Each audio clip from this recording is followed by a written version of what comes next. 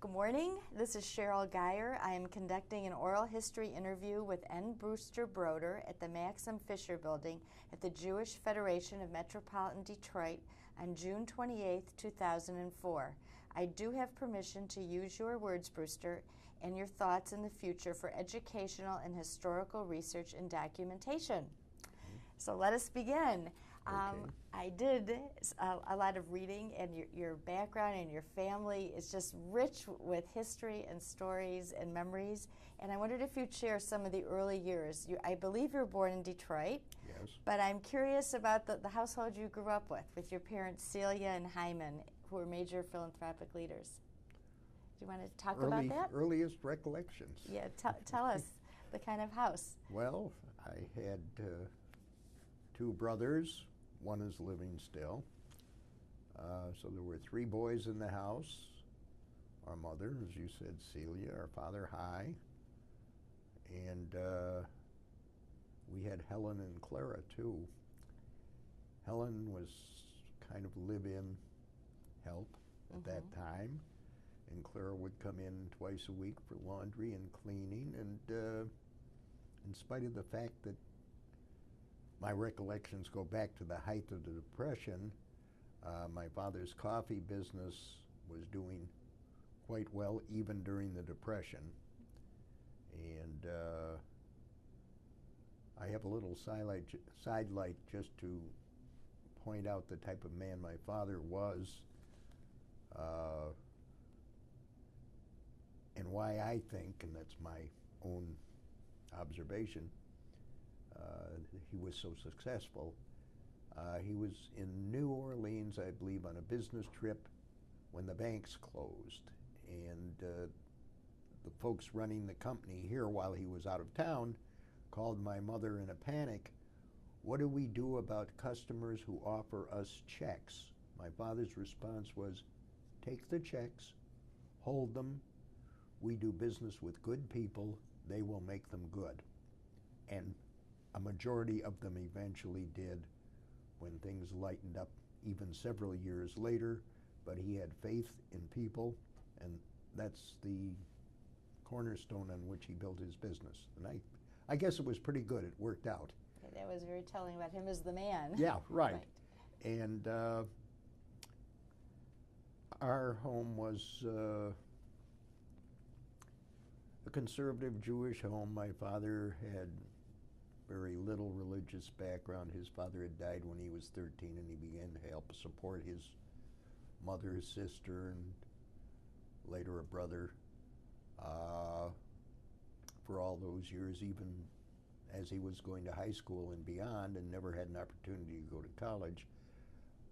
My mother came from the Kaiden family. Her mother was a Kaiden, and there are Kaidens all over, and Levins, and Browns, et cetera, et cetera. So that family is rather huge, aside from being very tall. I won't mention the names of the family, but if I did, you'd know they were a tall family, including Judge Harry B. Kaiden. And it was a fairly religious family in the conservative tradition, early members of Shart Tzedek, which we belong to. Friday nights we had Shabbat dinners. Cousins would come over, lit candles and wine, a challah, and the greatest thing of all were the grivenas, fried chicken skin. I don't know why I ate it, but it was like popcorn. My mother was always on the phone first thing in the morning with one of three or four women. And as youngsters, we either knew it was Anna Landau, Sal Davidson, or Rose Cooper, or where's the next meeting, when's the next meeting.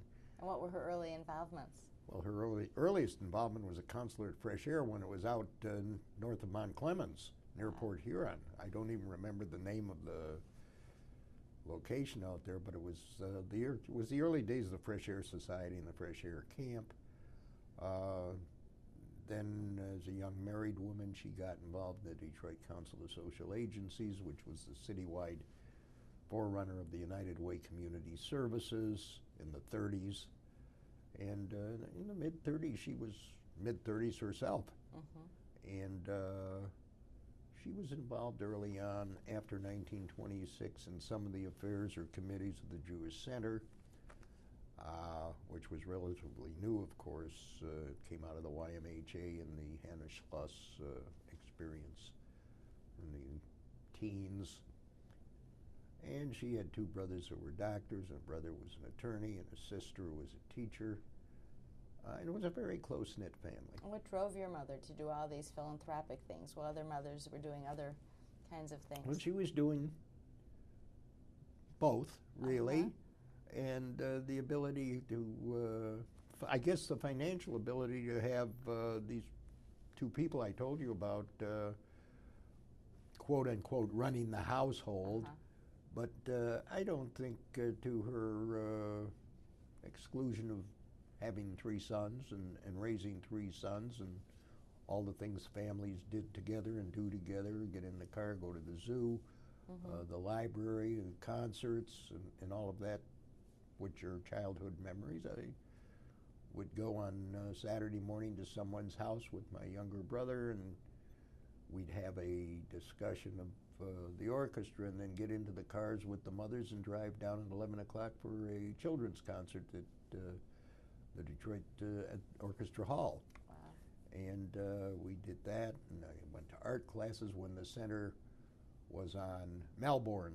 I remember an art class of the Jewish Center when it was on Melbourne before Woodward and Holbrook was built. And so was the center the hub of the Jewish community then? Pardon me? The center was truly the hub of the Jewish community then?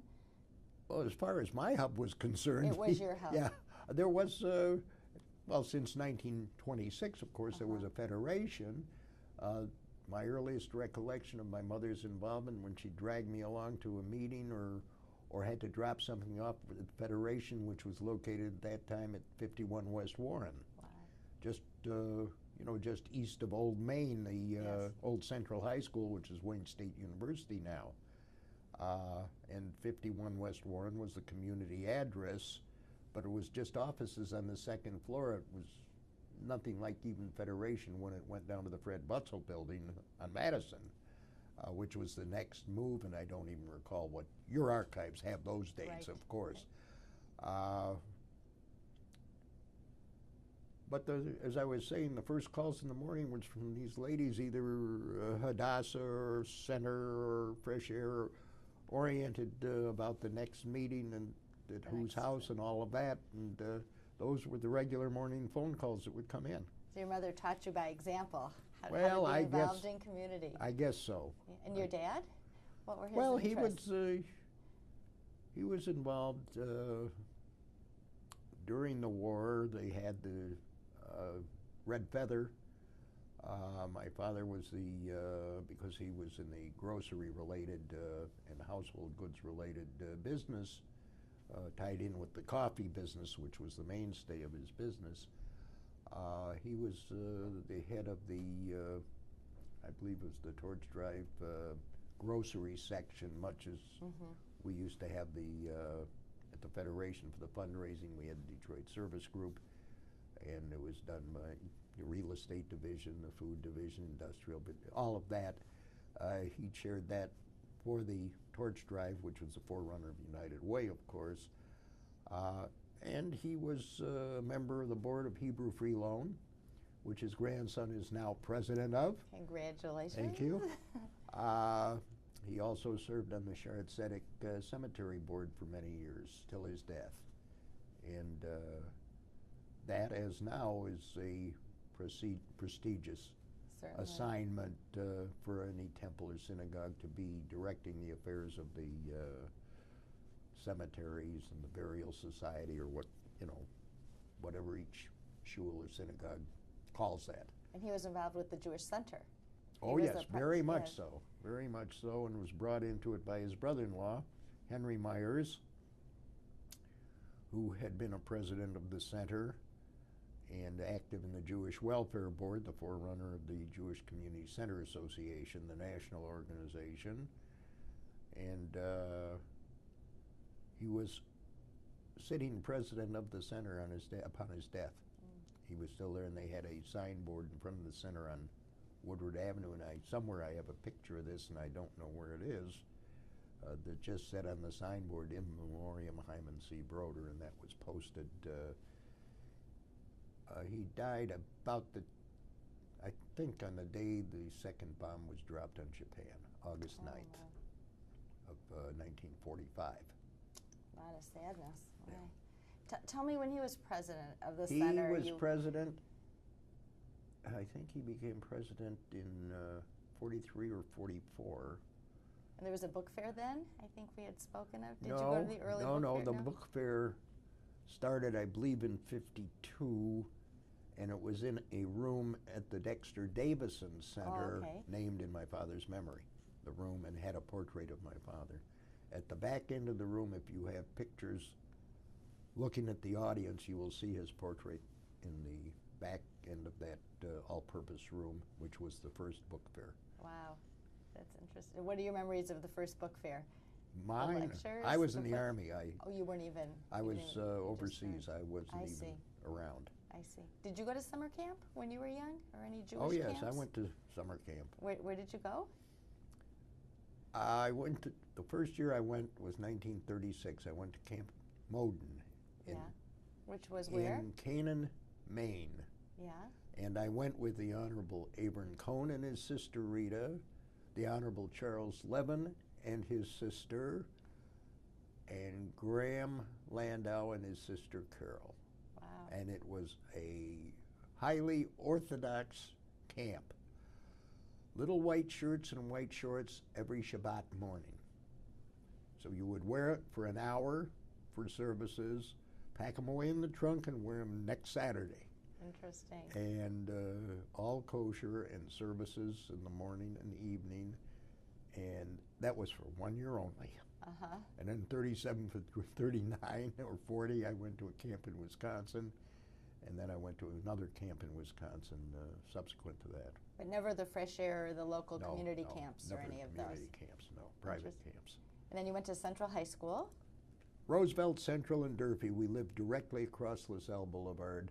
Wow. On the corner of Lawrence and LaSalle, and so when I was late, the teachers would all climb all over me because they knew where I lived. Could just cross the street. Right across, but I tell my grandchildren I trudged through the snow for miles. And of course they don't believe me.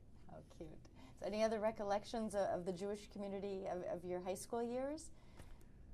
What it was like? Well, I've always enjoyed, and you'll remember the name, when Neil Shine was the publisher of the Detroit Free Press, and even before that, he would write a column once a week in which he talked about his experiences on the east side in high school. I don't remember which high school he went to, Southeastern or something like that, and talk about the kids would hang around on their bikes and they'd have these crazy nicknames in high school and everything. And I related it, because we had the same thing on the west side at Central High. I mean, I won't identify by nicknames anyone because few of them are community leaders today, so we'll let that be. But it was just a reflection of, you know, Stinky and the gambling guys, the crap shooters who would have their little penny ante games here and there. And I think the worst thing we did, of course, if other things were going on, I wasn't aware of it, was during the war when there were rationing stamps for gasoline. Mm-hmm. Always a couple of guys whose fathers either owned gas stations or had something to do with the rationing and all. We always knew who to go to pick up a few extra stamps for a few extra gallons for our cars. So everybody had cars. Well, not everybody had cars, but when they got cars, they had the money. They had some money to buy gas because it was very inexpensive, but you had to have a gas stamp, a rationing stamp, and you couldn't get the gas. Wow. So these guys were, but these were high school kids, and it was just out for fun. Yeah, just prankish, nothing serious. But I always related it to Neil Shine's discussions and memories of his high school days because it was the same kind of thing on the east side, only with different names. Very cute. Yeah. That's cute. And then you went on to Michigan State. Michigan State for 3 years, and then I went to work. and then I was drafted Oh, you were drafted. And in where 1950. did you? Okay, and you went to where did you go to? I was in Korea. Korea in the war there. Mm-hmm. Wow. What was your responsibilities there? Shooting the enemy. Wow. I was an infantryman. Wow. That was tough stuff. Well, it was an experience. It was an experience. Oh, yeah. In reading, you had actually a really interesting experience there with a Seder one year. Tell us about what happened. Well, prior to that Seder there, I was aware of, because of my uncle and my father's involvement in the Jewish Welfare Board, that their chaplaincy council supplied the armed services, and this goes back to World War I, with materials for the Seder and the matzah and everything. And through Jewish chaplains, or if there wasn't a Jewish chaplain, through non-Jewish chaplains who also catered to everybody in the best way they were able to, on the troop ship going over, we had a Seder in April of 1951. How many Jewish men were there, or men and women? On that ship?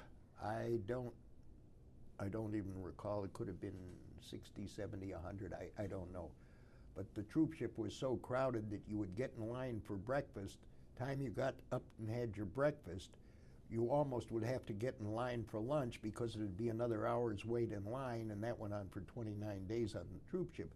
So when we got the offer and the information about Jewish service people having a Seder in a wardroom, which is where the officers ate, or whatever room they could put tables in, and have a chicken dinner and with matzah that had been shipped to the troop ship, some higher authority, knowing that we were going.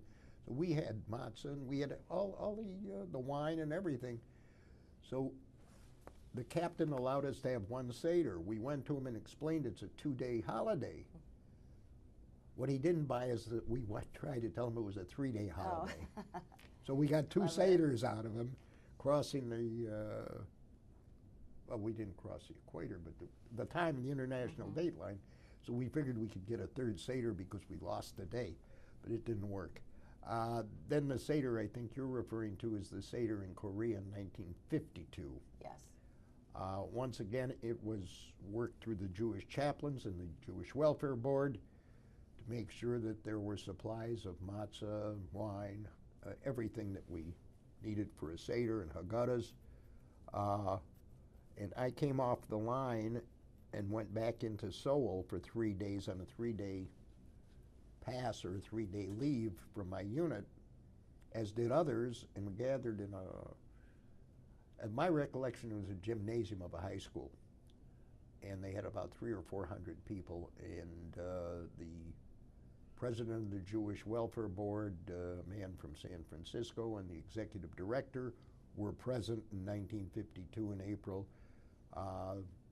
We have some of the material, like the picture of the Detroiters who were there in the center hall, the We Remember Center Hall of the Jewish War Veterans. Those pictures are there in front of the building where we had held that Seder in '52. And I think as I recall, I wrote a letter back to my uncle about it, the experience. And at that time when he received it, there was a Jewish Welfare Board, either board meeting or something being held in Detroit, and I'm told he read the letter. He read the letter. He read the letter, Wow. yeah. So what was Jewish life like in the service at that time? Were there any Well, we were a Shabbat minority. experiences? We were a minority. Yeah, you truly were the minority. And I had joined a unit of the National Guard of Oklahoma, which had been federalized. So generally speaking, National Guardsmen from these small towns in Oklahoma, some had rarely ever come face to face with a Jew. And they were all full of all their normal prejudices and everything else. And but we were generally allowed to go to services on Friday night, which was the traditional barracks cleaning night and everything else, but we had to pull extra duty on Sunday when the others went to church, whatever it was, not clean up so much because that had been done Friday night, but pull KP duty or whatever to pay back for the time we took off Friday night. And the folks of Alexandria, Louisiana would drive in and bring corned beef and all the Jewish goodies on a Friday night. Or we would also go into, if we had a pass, we would go in, some of us, and meet young ladies who were daughters of members of the local congregation, which was pretty much what we did. Had the weekends off, or if we didn't, there were services held on base, and so we attended those, but had to pull extra duty because we took that time off. Interesting. But you strongly identified as a Jew in the service. How many years were you there? I was in the Army for 2 years. For 2 years. And then you came back to Detroit. Came back to Detroit. And when did you meet Ruth? Well, I had known Ruth before I went in the service, but I started dating her when I came back in around September of 1952. We got married in December of 53. Wonderful. And the marriage has produced 4 wonderful children, I believe, correct? 4 children, wonderful children. Right. Yeah, okay. Yeah. And 7 grandchildren. Oh, how wonderful. And how many live here? 2 children and 5 grandchildren, the 2 oldest of whom live here but don't. The oldest grandson is out of college now, and he's living in Lansing, and his sister is a senior, going to be a senior, or is a senior at the University of Michigan. And then there's a brother who lives in Brighton, and my son Richard has 2 daughters. They live in Bloomfield Hills, in West Bloomfield. I was just thinking, you know, it's interesting. Your parents were such role models to you and your brothers, and you and Ruth have been such Jewish community role models to your own children. It's interesting how it travels from generation to generation. Yeah, it does. It does. Just by living by example, really. Yeah, it right. really is interesting. Mm-hmm. So when you came back, then how did you re-involve yourself with the Jewish community, and what were the next pieces? I had been a little bit involved in the junior division, young adult division, before I went in the service. So it was put on hold till I returned, and I just resumed that activity when I came back, and I guess I became the junior division representative on the center board, which I guess I had asked for. Of course, my father had been president, and, you know, so I had a connection there. And your dad had since died. He had died. You were in high school, or he died. He died in 45, and now I'm talking about 52. I see. 7 years later. 45 to 52, 7. Right. 7 years later. But I had these connections with, well, as a matter of fact, I worked for the center before I went in the service. I was the old PBX switchboard, like Lily Tomlin with the plug-in stuff, on Woodward and Holbrook at the Woodward building. I was going to college, taking some courses in town here, so nights I would work that switchboard at the center till I believe I disconnected the director one night, and they figured they could get a better operator than I was, but it was interesting. So when I came back, I got involved in the junior division as a representative to the center, and so that's kind of where my involvement began. And so Irwin was the director then at the center? Irwin was the director. And it was just before they moved into Dexter Davidson, because I recall Irwin having an office on the second floor of a warehouse building of some kind on Broad Street while they were putting Dexter Davidson together. Wow. And around that time, after they moved into Dexter Davidson, Jacob Kaiden, who was the president, and incidentally a cousin and from my mother's Kaiden family, asked if I would head an Armed Services Committee, which they had had during World War II at the center, and very much put in there by my father, who was president during the war. at which time his brother-in-law, by the way, and this will come up, Henry Myers, who had been a center president, was the president of the Detroit USO on Lafayette downtown during the whole war. And he had been president of Travelers Aid Society. These things will come up. That's your whole link. Oh, interesting. He had been president of Travelers Aid Society, and Travelers Aid was one of the 6 founding charities of the USO. So when they formed it with the YMCA, YWCA, Travelers Aid Society, American Red Cross, and Salvation Army, and the Catholic Charities, he was picked out of that group to go from president of Travelers Aid to president of the USO, of which he was president for during the whole war from 40 or 41 to 45. Wow. So I chaired this Armed Services Committee, at which time JWB had a seat on the Detroit USO, and Irwin suggested he had been the liaison, but he was a professional. He wanted to put a layperson there on the USO board. So from the chairmanship of the Center Armed Services Committee, I went on to the USO board. I see. So I mean, it all worked. Fits in, but Fits in from one way. so what was the goal? What was the mission of this committee at the center? It was not very extensive because there wasn't the number of military personnel that they had had during World War II, where any Jewish serviceman that came into the USO during World War II was told of the existence of the Jewish Center, where it was, facilities free, and there was a big active Armed Services Committee catering to servicemen, because in World War II, everybody was in service. Exactly. In the Korean War, there were much fewer members of the military coming through Detroit, but those that were, still, they felt at the center that the center wanted to reach out and take care of whatever their needs were.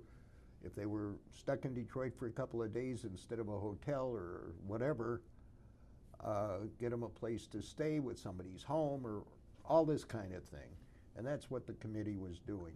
I eventually became, as I say, the representative to the USO Board of Directors of the USO here in Detroit, which was still active. So did this stay on through the Vietnam War? Or no? Pardon me? How long did this stay active? Through the Vietnam years? Or The Center Committee,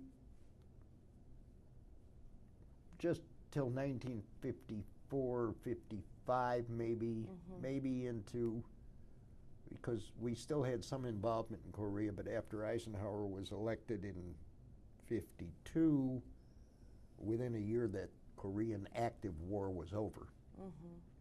But the USO continued, and the USO continued active in Detroit until I'd say the mid-70s.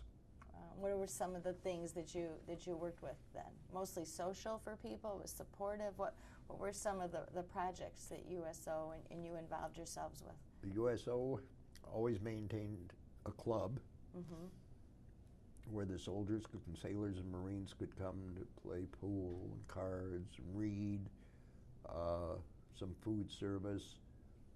For years during World War II, the Women's Auxiliary of Temple Bethel and others served a day, and all these other groups, volunteer groups, would serve a day at the USO. So there was scheduling, and even during the Korean and after Korea, while I was involved in the USO, we assigned days to different groups to man, volunteers to man the club. So we had club rooms in the basement of the Schubert Theater while the Schubert Theater was still there. Then we went up on in the Michigan Theater building, the lower level of the old, there was a sports store in the corner of Washington Boulevard and Michigan Avenue across from the Archdiocese. And we had club rooms there. And you dedicated a lot of time to this. You really did with the USO. I devoted, well, I had a personal military connection. Right. Having been recently a veteran of the Korean War, so I had that, and the whole thing, whether it's in the Jewish activities or the non-Jewish activities, the civic activities, are all of the people I worked with and met. And I mean, I could tell stories down forever about all the people I worked with and met, not only in the Jewish community, but in the non-Jewish community. And probably the most outstanding one was the chairman of the USO, president of the USO, who became chairman when I became president of the USO, was Walker Lee Sisler, who was then the sitting chairman of the board of Detroit Edison Company, and one of the electrical giants of the 20th century. During World War II, he entered Paris with Charles de Gaulle and oversaw the re-electrification of the lights of Paris. Oh my goodness.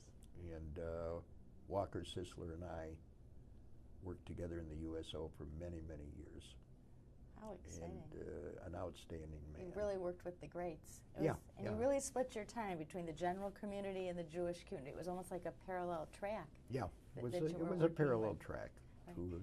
So mostly in the 50s, you were involved with the JCC. Were you involved with the Federation also, with the campaign and taking cards and those things? Oh, I ended up chairman of the real estate division. And then the insurance division, I read also? Well, the insurance wasn't a division, but yeah, I guess they moved me after my real estate involvement ended in like late 1960s and early 70s, at which time I moved over into the services division, which involved the insurance. So what was the campaign like then?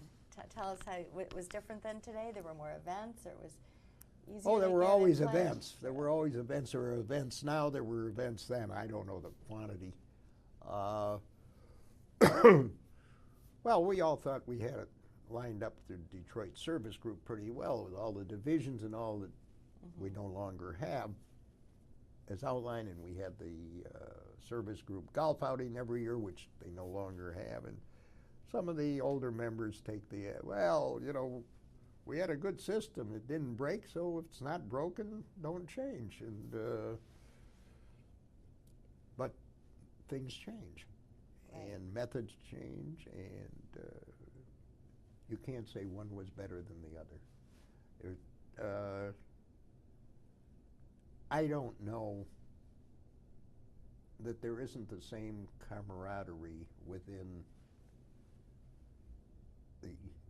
the annual campaign structure than we had then, because we were more closely allied to our similar trade groups, and we knew these people from our daily business, and we worked with these people, and all of the people from that worked in a given division were very close to one another. And I go back my contacts from those years, and there's still the remnants kind of the old service group model with the real estate division, the industrial division, all of the various divisions, and very close friendships were forged.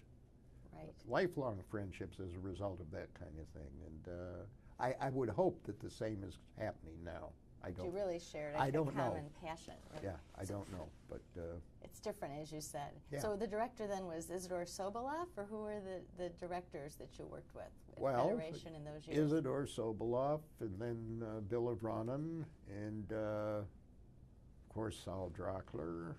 Any good memories or stories of working with any of these men? They really were visionaries. Any Isidore Sobolov? Yeah, well, Sobolov was the dean of Federation executives of the whole country during his tenure here in Detroit before he retired.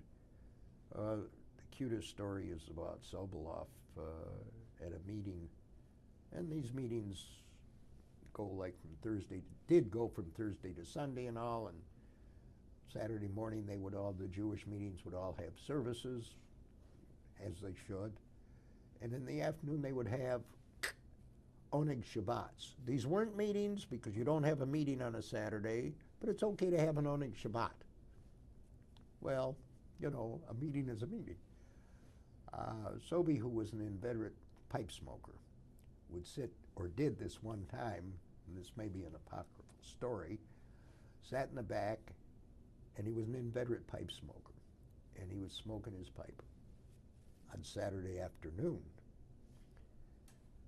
And the rabbi leading the meeting would say, Mr. Sobolov, it's Shabbat. You can't be in this owning Shabbat, smoking a pipe. And so Sobey got up and said, Rabbi, if this isn't a meeting, this isn't a pipe. What a great story. And that's the kind of sense of humor he had. And then his successor, Bill Brennan, for many, many years. And Saul Drockler, who probably to this day, if you give Saul a name, he'll tell you what he gave in 1962, 73, 71, by name and number, and had the entire list of donors to the annual campaign, the Allied Jewish campaign, memorized. It seemed that way because Saul could do it in a minute. Amazing. He was a professional's professional. He was outstanding. Yeah. Wonderful guy. Let's go back to you. You earned the Wetsman Award in '63, I believe, when I think the third winner? Yep. Right. So what were some of the things you were involved with at that time to earn the award? You were at the center? Well, mostly center and campaign. I see. At that time, I wasn't involved in any other agency. I see. So tell us about the center. You went on to become president in one of the great periods, I think, of the center history. Well, the whole Jewish community was together. It was closely tied into the national organization of JWB also, because I became a member of JWB's National Board of Directors, I guess in the mid-'60s. First I was a regional officer. They had it in regions, and then they discontinued the regions. But I was involved in the national JWB and at the center, and things that were going on as we opened, the national JWB opened an office in Jerusalem. Ruth and I went on several trips to Israel with the JWB. You were at the first, I believe, at the first conference that they had in Jerusalem, weren't you? I was at the International Jewish Center. Yeah, I was at that. That was one of the trips we took with JWB. Was the first conference of it was called at the time the Confederation of Jewish Community Centers. And what were the big conversations then? What were the big challenges? Was it communities at risk, or what were they worrying about? Well, we were concerned with Jewish community centers in countries that were still recovering from the war, and the Jewish populations were starting to grow back. And their programming, and they wanted to know how we operated things. I mean, we had gotten to a point much more sophisticated than they had. It was interesting. I wasn't involved in that part of it to any great degree after that on the international scene, but I was involved at JWB in New York, and while I was in New York, the USO headquarters was there, so I could catch work there. I represented the JWB from 1974 to 1979 as the Jewish Welfare Board National Vice President of the USO, because as I told you, JWB was one of the 6 agencies of the USO, and each one had a vice president, and I was JWB's vice president of the national USO from 74 to 79. Wow. So that kind of tied in, and that's so interesting to be able to do all of these different things simultaneously. Well, but there was they were a all lot interconnected. of parallel. And your concern was young What were the concerns? What was the challenges then? Was it young families? What, of the center? Yeah. What was it? Jewish identification, education? I have a speech that I gave at the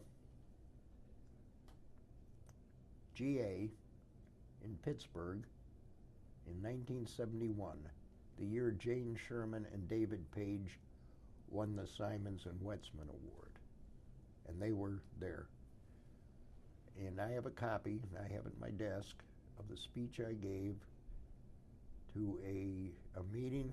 I gave it there were two speakers, myself and a volunteer from, Jerry Wolf was from, I don't know, Pittsburgh or somewhere. Mine was the Center and Federation relationships. Well, our little workshop session was totally standing room only, because a lot of the people that go to the GAs from communities all over the country have some center involvement. Right. At their own local center. So this place sold out for our speeches. And I'm going to tell you something. You go to the center board meeting tomorrow or whenever they're going to have it. I talked about those same problems 30 years ago. So what were the problems? What were the challenges? What are the challenges today? Intermarriage? Jewish education?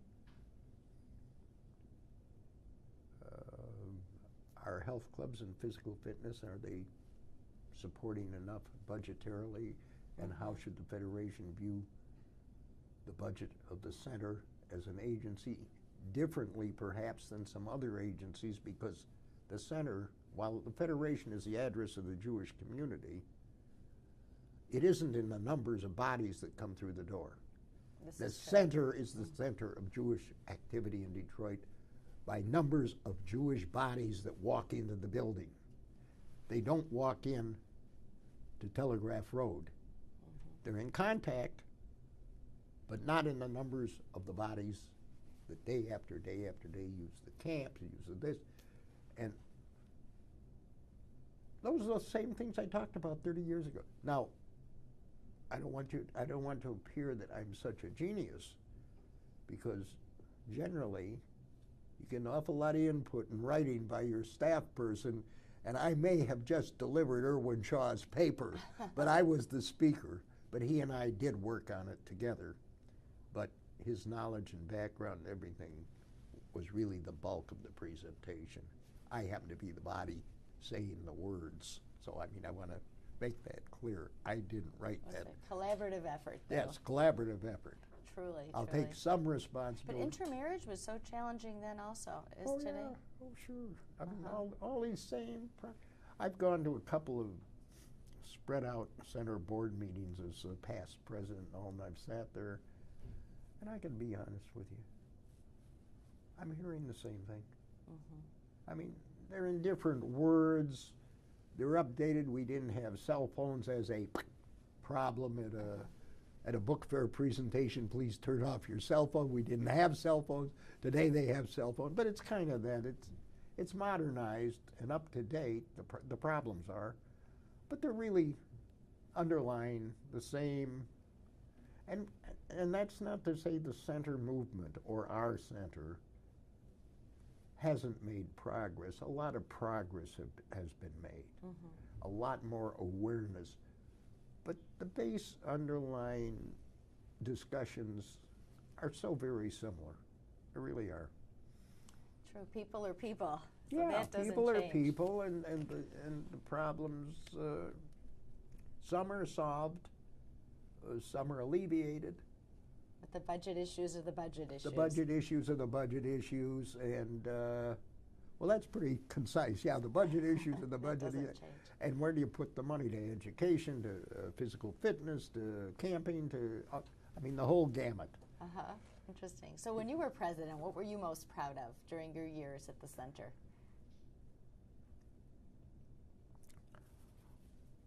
I think I have to say the planning, although it wasn't built or opened during my 3 years as president, but the planning work that we did for the Maple Drake.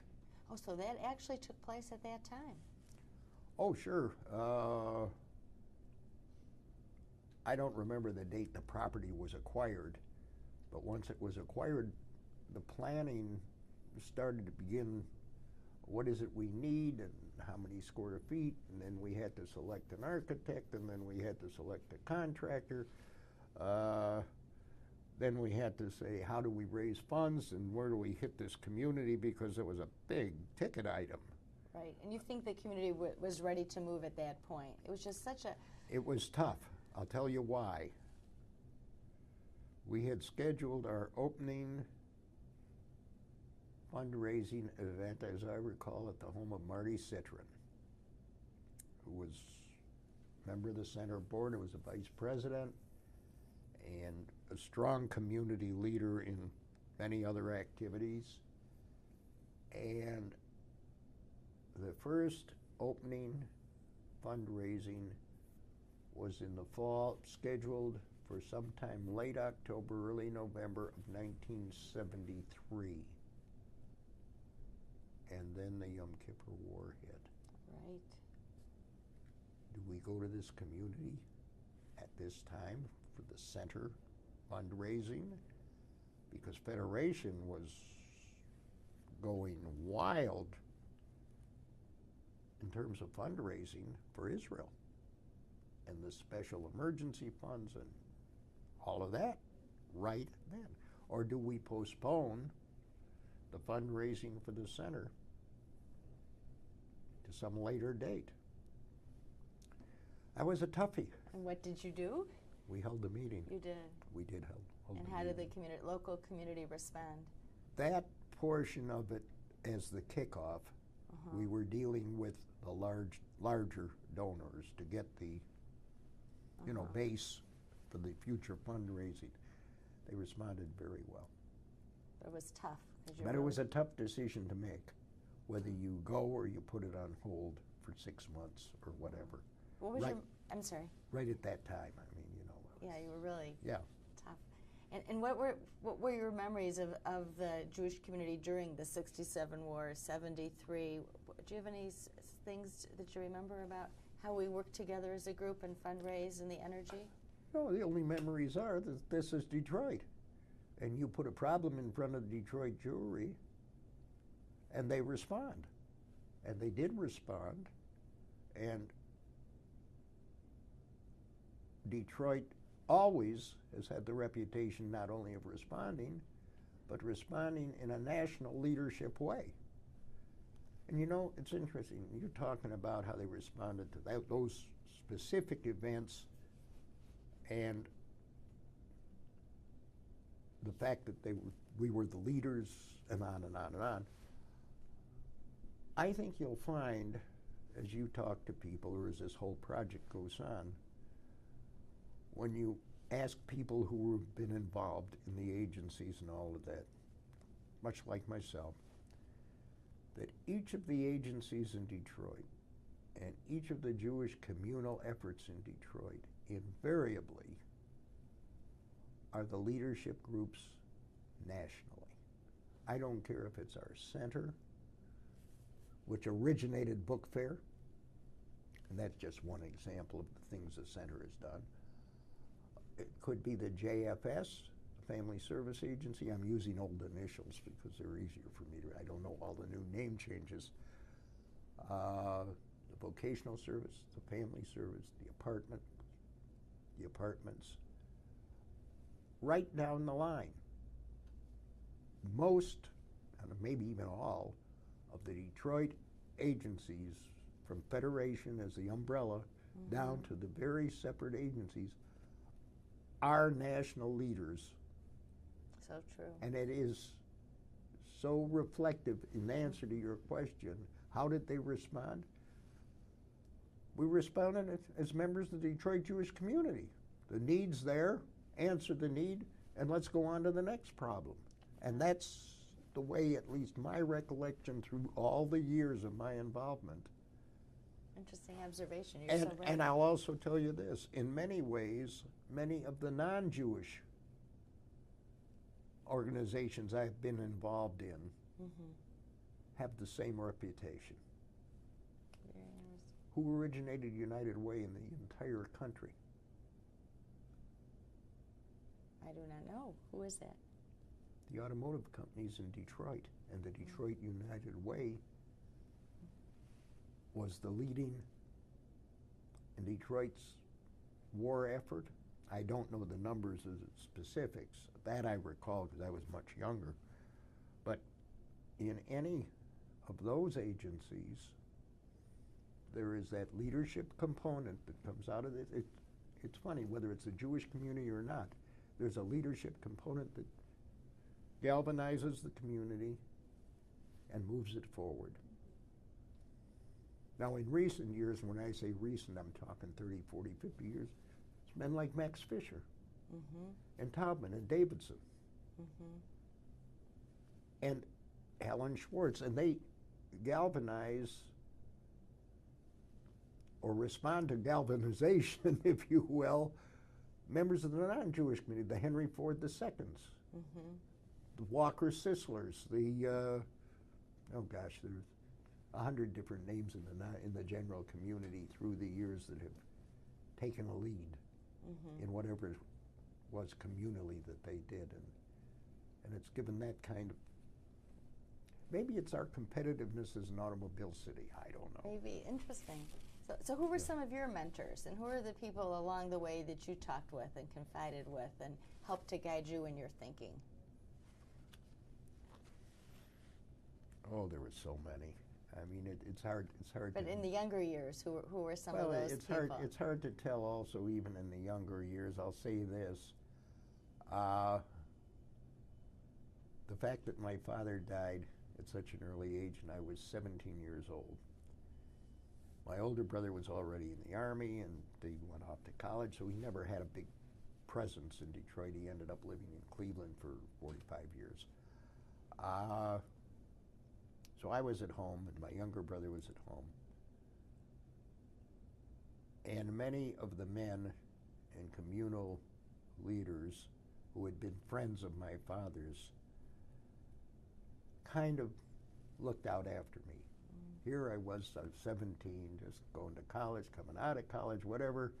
And these guys, you know, kind of, they weren't a substitute for my father, really, but I noticed that they kind of, you know, would take maybe more of an interest in what I did than others. Sam Rubiner was one, as an example. Then I worked for a number of years for Fred Ginsburg in the insurance business with Art Thorner.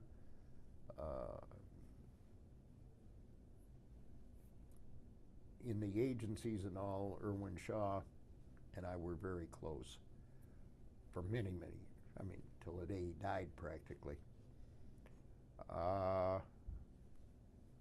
There were all sorts of different people who, I mean, now that I look back on it, seem to have taken more of an interest in what I was doing. And my uncle Henry Myers, of course, unfortunately, he passed away in 1952 after I came back from service. But there were a lot of people. So okay. Brewster, how do you coordinate all of these activities? What drives you? There's so many we haven't even touched on yet. What drives me, I think I told you on the phone, there's one word in the English language that I have not been able to say, and that's no. You know, I found myself on this committee or that committee or USO or whatever, and somebody would say, gee, we need some help and we need your advice, and you've been involved so long, could you come to a meeting of the XYZ committee? You know, before very long I was there and I was into whatever it was, and then I was active in another thing. I could have done with not being so active in quite so many things, really, but in looking back, it's okay. All of the things I was in did important work, were good for everybody, and you did the best you could and everything. But I guess it goes back to people.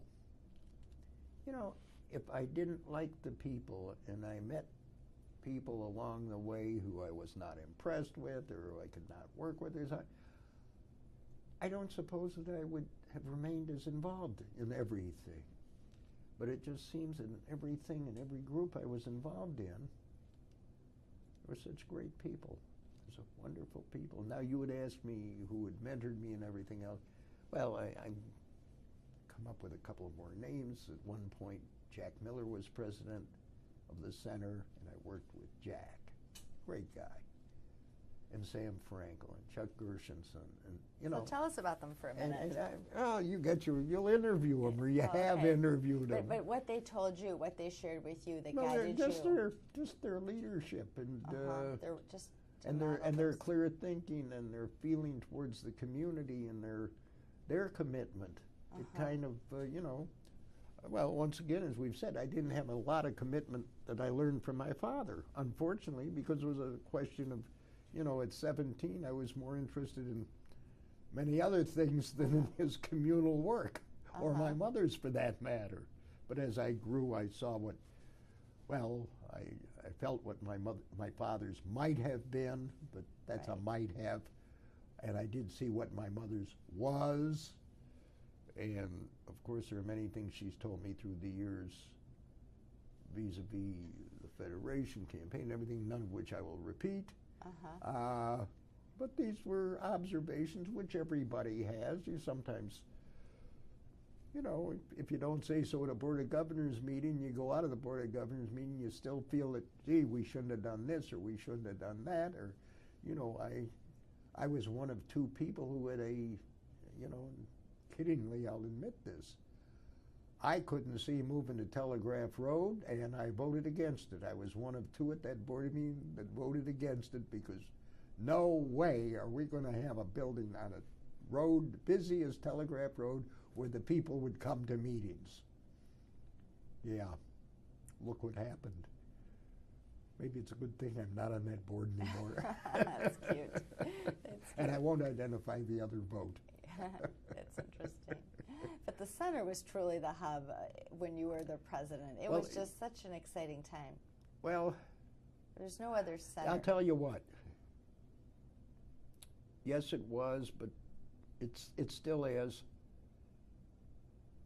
But it's a whole geographic thing.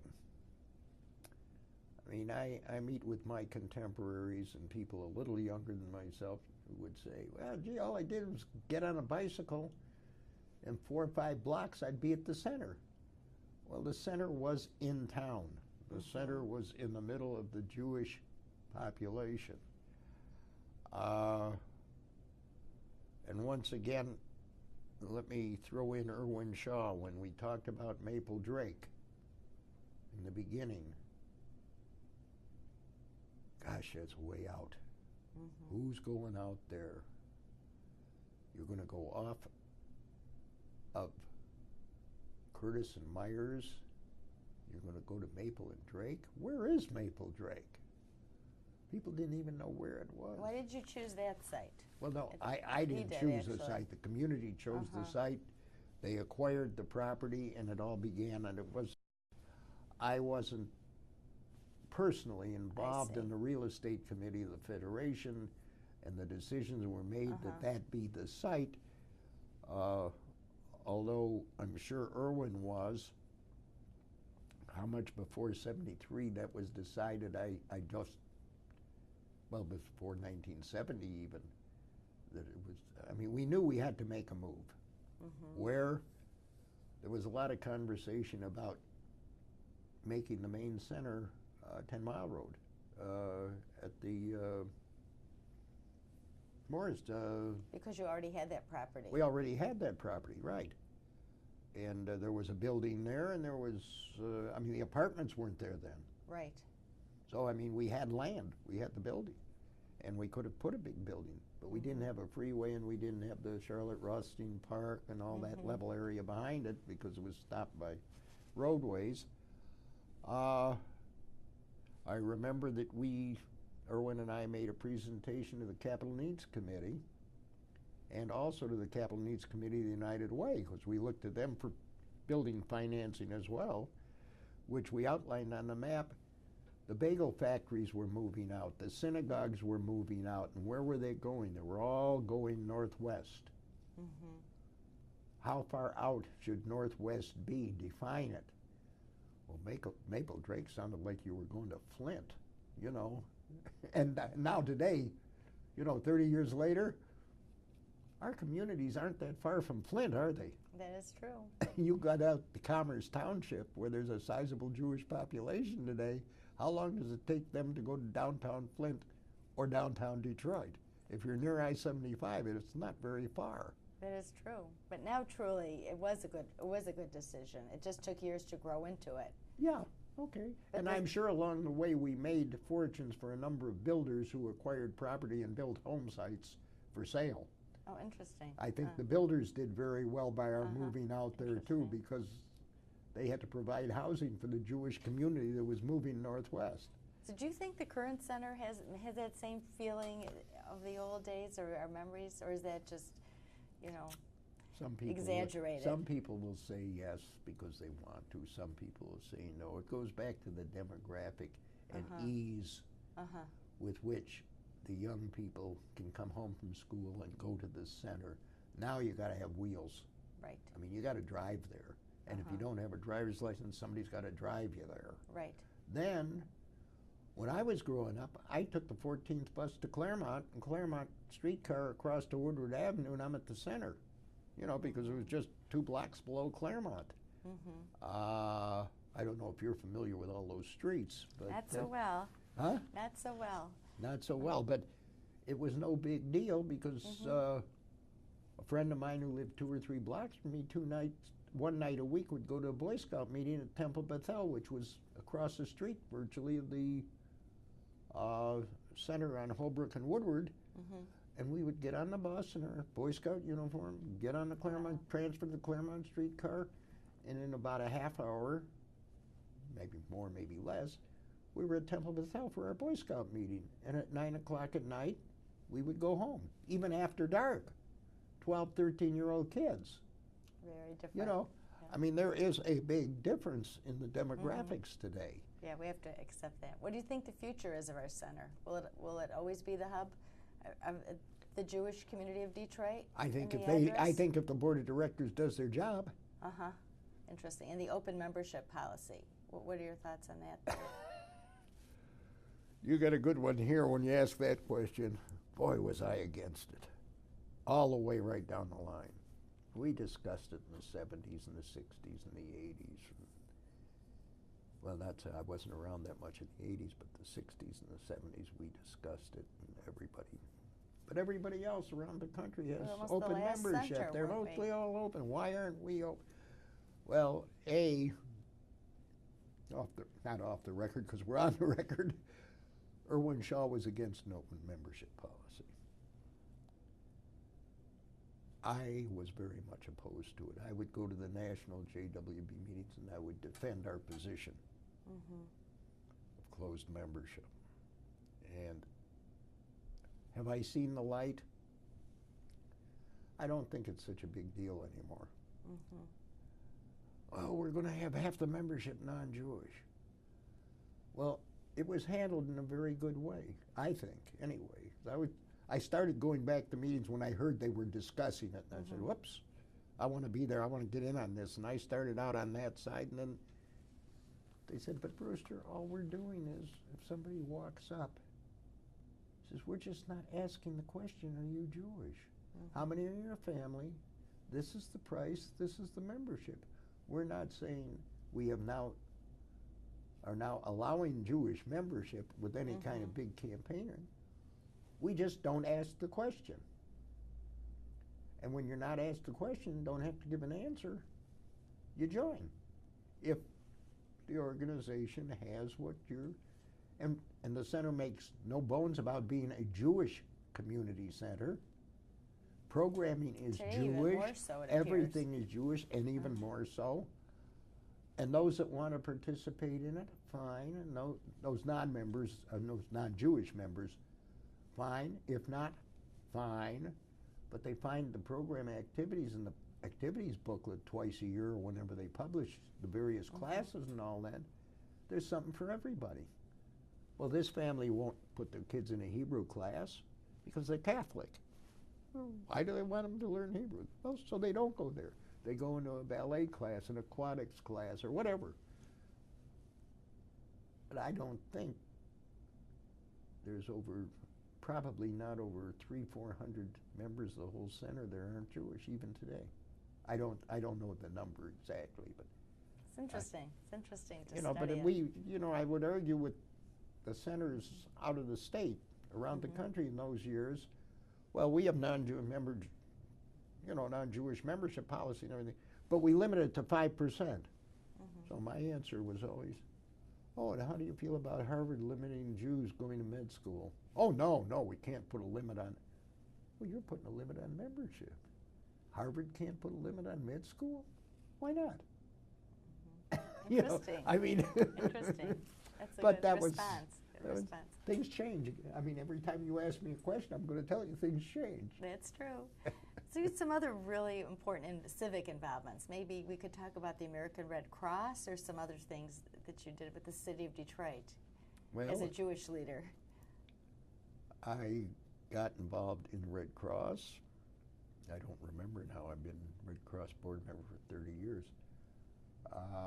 Served on many of the committees through the years, and once again at the board meetings today, I hear what I heard 15, 20 years ago to some degree, not unlike we're talking about the center. And another involvement I got into was the United Way at the state level. But I had been involved in the United Way locally because the Jewish agencies and the other agencies I was with were United Way agencies, so I always had and knew people at United Way and worked with different people at United Way. As a matter of fact, as a result of the USO, one of their staff people, United Way staff people, was responsible for USO was a guy named H. Clay Howell. Clay Howell ended up the executive director of United Way for many, many years. And Clay and I had a very good relationship over all those years, his knowing that through the Jewish and non-Jewish agencies, I had the United Way involvement, and Clay and I were very good friends. I did get involved in the United Way of Michigan, eventually was chairman in 1990, chairman of the board of the United Way. I worked on their allocations committee. We allocated to a number of, we allocated to the USO. We didn't allocate to any of the Detroit agencies. We allocated more to national agencies. But we also worked with all of the United Ways around the state. And that was interesting work, and once again, interesting people. Very true. Were you able to help many Jewish people with your work there, or many of our immigrant groups, or the new Americans, the Russian population? No, it didn't take in. It was more like National Kidney Foundation, Heart Association, Diabetes Association, that kind of thing. None of the Jewish groups came under the statewide United Way allocations. I'm trying to think, no. And with your other local involvements in Detroit, could you help throw money toward Jewish agencies? Were you able to ever do that? I don't know, with Travelers Aid or with other things. Were you able to help? We had so many new communities with Russian, members coming here for so many years. I don't think other than what United Way allocated to the center. They were the the other Jewish agencies. Right. Or maybe United Way service. has family service and all that. That money got filtered in that way. It was nothing directly that I was particularly involved with. Wow. They didn't seem to cross over or mix. Interesting. Yeah. That was interesting. Any other good memories of those involvements with the Travelers Aid, or with? Well, where's Travelers Aid today? Travelers Aid is very active today. It's about 3 times the size it was when I was involved. Really? And their mission is what? They have shifted their mission somewhat. It was originally people traveling and directions at the airport and the train stations and all of that. They're now into the homeless problem. They work in the city. They get grants from the city. They get grants from the state.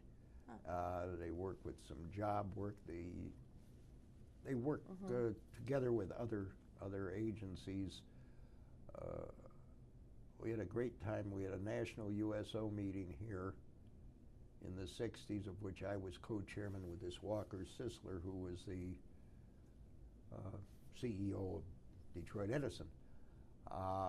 We had the national meeting here, and two things stand out. No, that was a Travelers Aid meeting.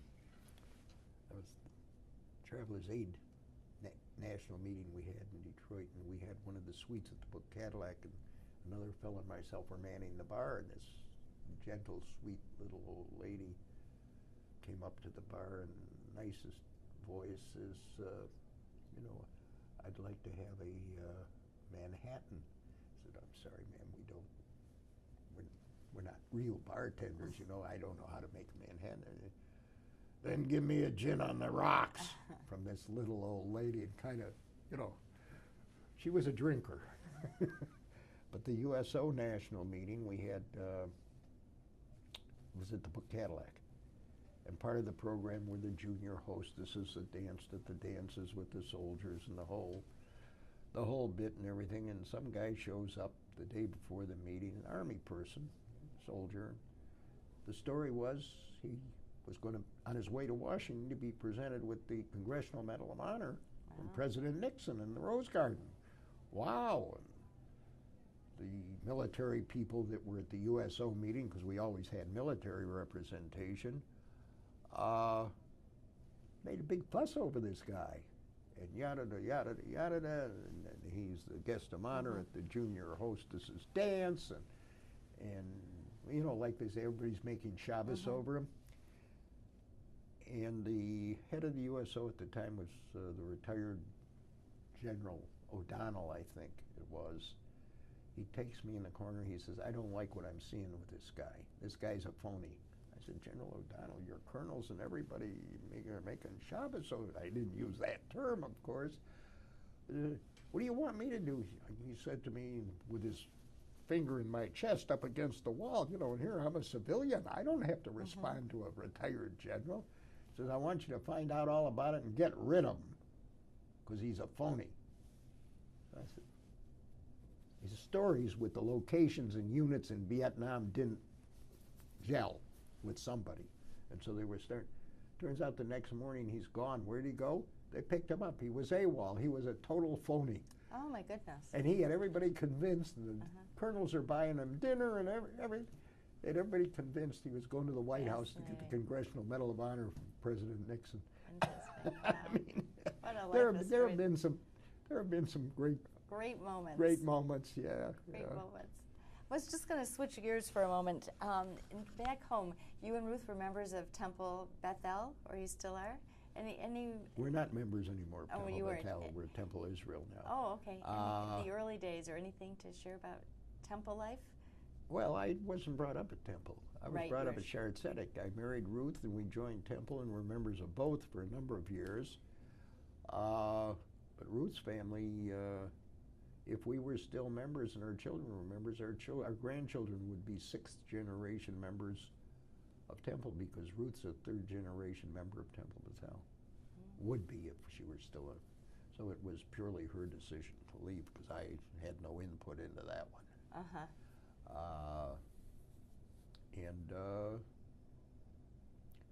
No, I mean, we weren't involved that much in the Young People's Society that they had, and we went to a couple meetings early on, but then that died out. But no, I really haven't got any memories in that score. Okay, just was curious. Yeah. Just was curious. I know you've won Heart of Gold Award, which was a wonderful accomplishment. Thank you. Any thoughts about that you want to share? Or who was the organization that suggested your name for that honor? Travelers Aid, I believe. Yeah, but I had a letter from I'm sure our federation. Mort Plotnick. And from the Jewish Center, and I had a letter from Bob Ivory, who had been the director of United Way of Michigan. And so really it was Travelers Aid that was the on paper really nominator was the Travelers Aid Society. Yeah. Wonderful honor. And then in 2001, you won Federation's Lifetime Achievement Award. So what keeps you motivated all these years? What is the thing we need to know? I'm not still all that motivated. I'm a little older. But you still are. You're a part of everything. You're a presence at the center. Well, you go to Israel. You were at a recent mission, I believe. Were you? Well, not? 95. My most recent was 95. Ruth's was 99. But you're still a strong presence. You're still very involved with things. Well, so what is it? My answer is I'm not retired. Good. I'm semi-retired, and I'm not working full-time, nor am I volunteering full-time. And I had a problem with it. I had a little meeting with my son, and we finally decided that I'm semi-retired, and he looked at me and he said, "Dad, just," how'd he put it? He says, "Get used to it." And okay, I got to get used to being semi-retired. I just don't accept every meeting that comes in, and I rarely go to night meetings anymore. And but I try to avoid them, frankly.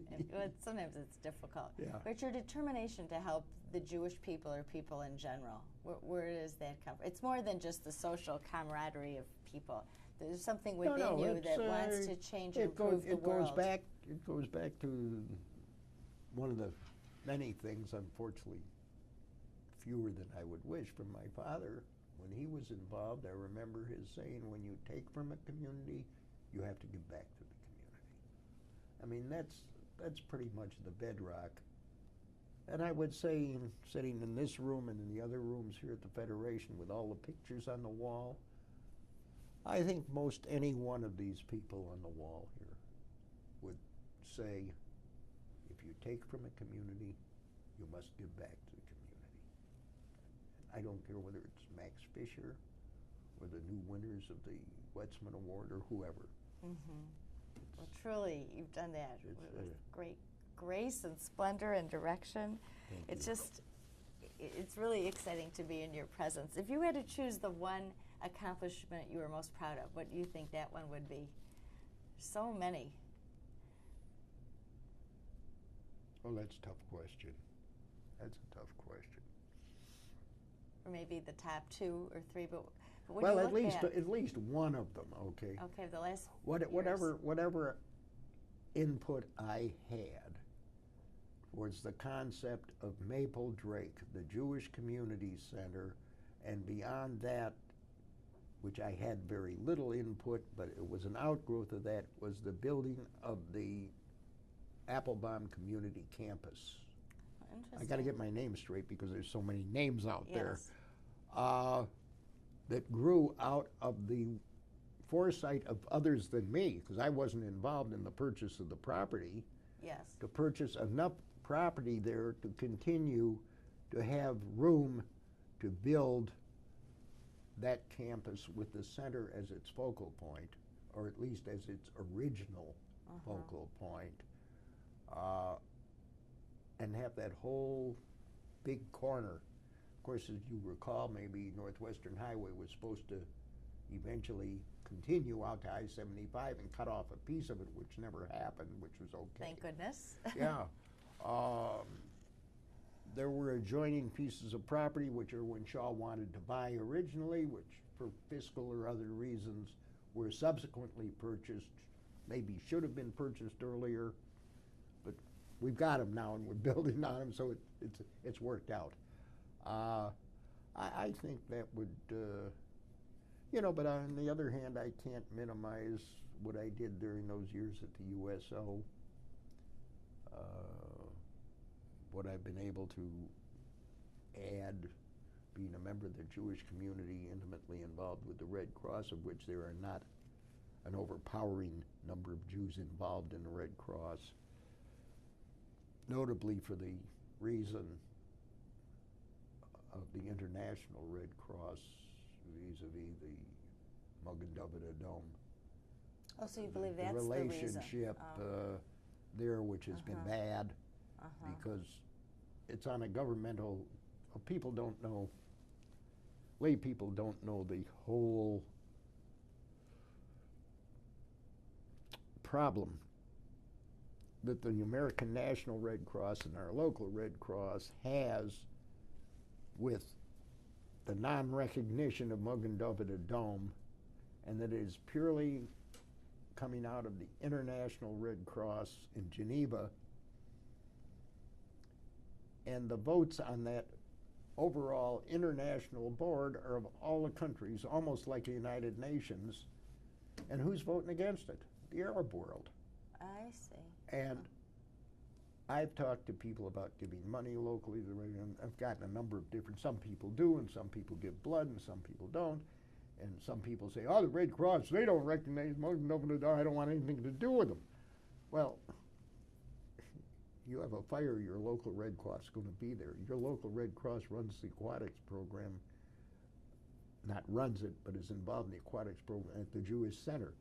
And on and on and on, but that's a whole different story.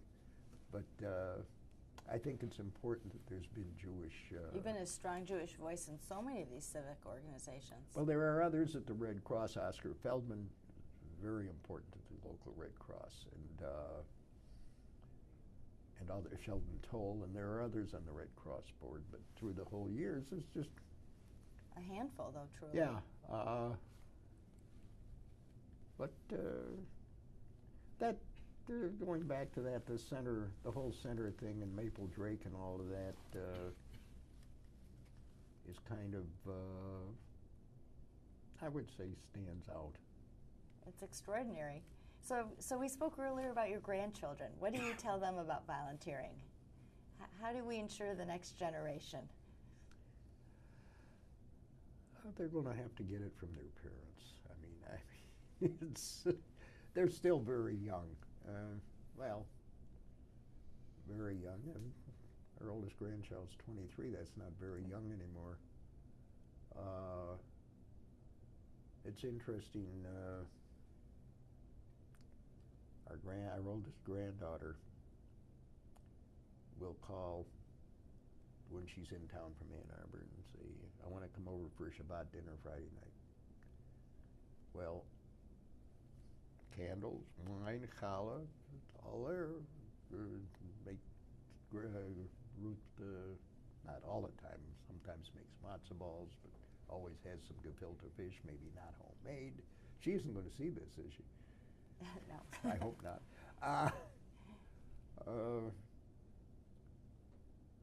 So, I mean, there's some, thus far, most of our grandchildren, almost all of our have been bar and bat mitzvah. And they do their mitzvah projects. Hopefully some of it will stick. We'll see what happens. But just like your parents, you're leading by example. I mean, you don't even have to say so much. Their you parents, show them. And their you parents are leading them. by example as well.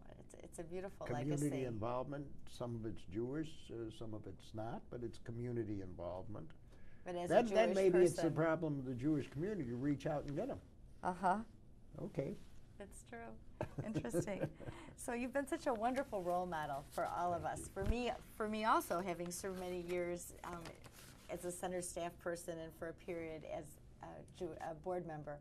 Anything we didn't touch upon that you'd like to share, that you'd like to remember with us? We covered the waterfront We covered here. a lot of things, but there may be a thought or a memory or an observation or a hope for the future or a vision for our community. My hope for the future is what we were just talking about, that in some way, and looking back now, not necessarily in the volume of what I have or have not done, it was a little overweighted perhaps, that my children and grandchildren know they live in a community and feel that desire to participate in that community. And in some cases it's going to be a PTO, in some cases it's going to be maybe a school board or maybe not, a Jewish agency, or doing work because of their professions, whatever they will be, as a service to an organization, whether or not they're officially belong to it or not, but help out. We've taken the grandchildren and children like to the Gleaners to help package food. I mean, they've been exposed. And hopefully, as the years go by and their time and their professions allow, Mm-hmm.